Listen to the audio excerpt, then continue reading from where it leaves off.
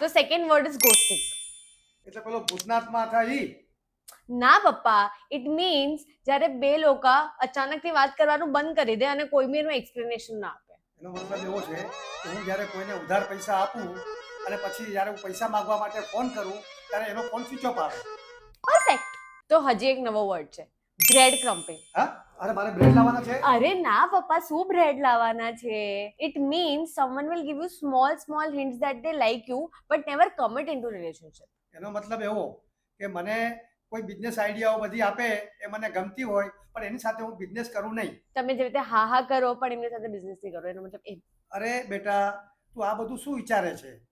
આપણા ગુજરાતીમાં કહેવાય છે કે પ્રેમ હોય તો ગુજરાતી થાળી જેવો હોવો જોઈએ. એક જ થાળીમાં તમને બધું જ મળે. તમે બહાર અલગ અલગ ખાવા જશો તો તમારું પેટ બગાડીને ઊભા રહેશો. પપ્પા, તમે જીતી ગયા.